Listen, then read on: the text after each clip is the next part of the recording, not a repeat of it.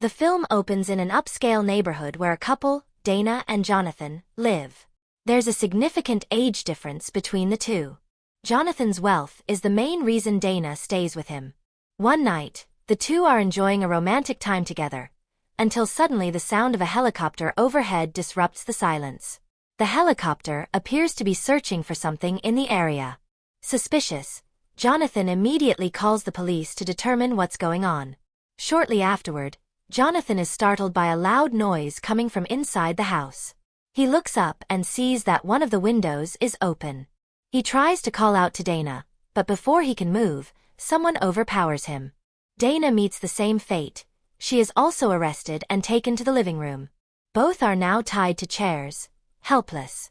A strange man stands before them, threatening Jonathan to hand over all his possessions. He knows the house belongs to Jonathan.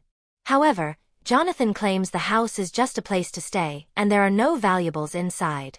Shortly afterward, two police officers arrive following Jonathan's earlier call.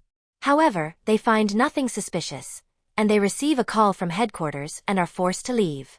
Meanwhile, the man, later identified as Gabriel, continued to pressure Jonathan violently. Despite being beaten several times, Jonathan refused to open his mouth. Finally, Gabriel threatened to force Dana to have sex with him if he didn't get what he wanted. Unable to wait, Gabriel began searching the entire house. He found several valuables, but he wasn't satisfied. He was convinced Jonathan had hidden money somewhere. Gabriel finally found a safe and forced Jonathan to open it. Inside, he found a large amount of money and Jonathan's weapons. While Gabriel was busy looting, Dana quietly managed to free herself from her bonds. She hesitated to help Jonathan, still upset that the man had hidden money without her knowledge.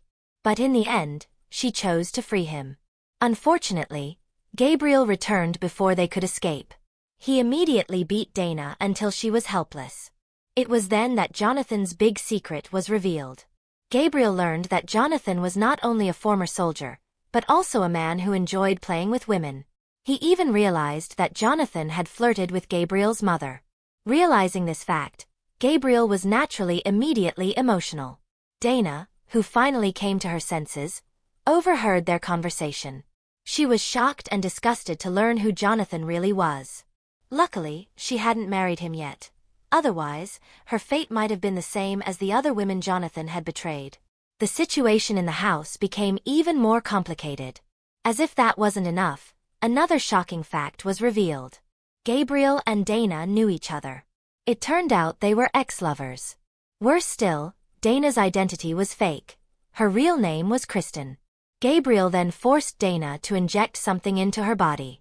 After losing consciousness, Dana tied her to the bed and forced her to make love repeatedly. So it turned out Dana didn't really love Jonathan. She was only after his money.